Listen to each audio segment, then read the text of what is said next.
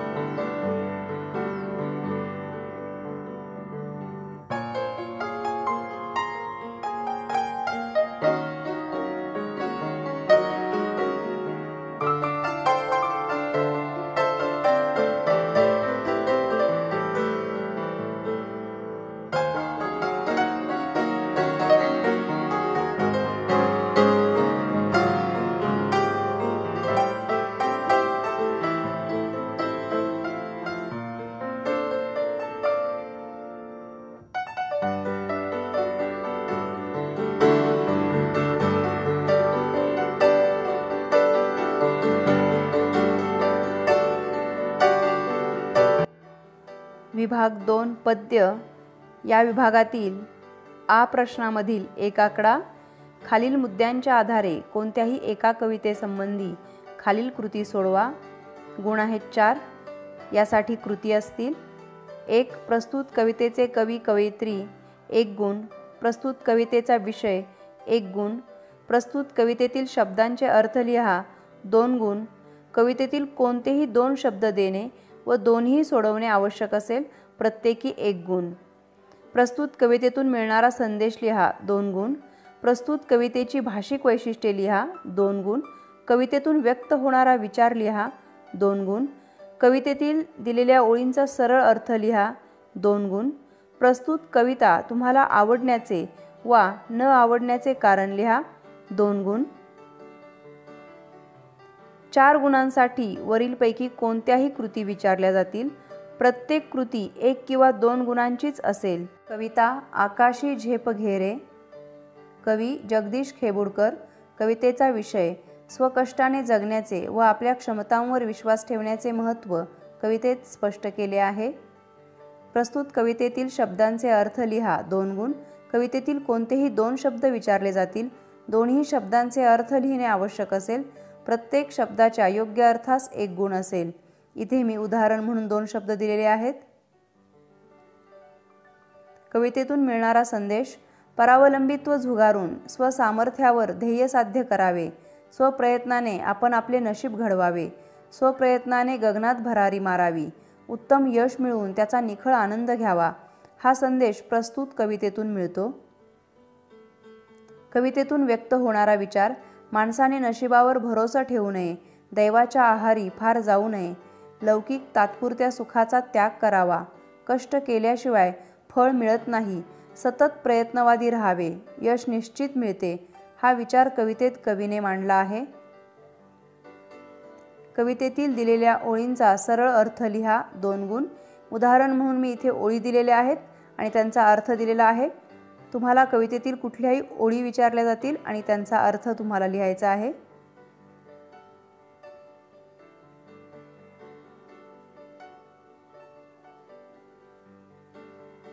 प्रस्तुत कवितेची भाषिक वैशिष्ट्ये: हे भावकाव्य असून सोपी अर्थगर्भ व नादमय शब्दरचना आहे।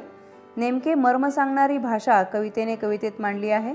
साध्या शब्दात गहन आशय मांडणी, ध्रुपद व कडवी अशी या गीताची सुटसुटीत रचना आहे। सर्वसामान्य लोकांना सहज कळतील अशी साधी सोपी प्रतीके कवीने वापरली आहेत। एकूणच ही कविता रसाळ प्रासादिक बनली आहे। प्रस्तुत कविता आवडण्याचे वा न आवडण्याचे कारण लिहा। कविता अभ्यासल्यानंतर श्रमनिष्ठा या मूल्याचे महत्त्व मला समजले, स्वसामर्थ्याची जाणीव झाली, स्वातंत्र्याचे मोल समजले, कष्टाशिवाय फळ नाही हा संस्कार माझ्यावर झाला, म्हणून मला ही कविता खूप आवडली।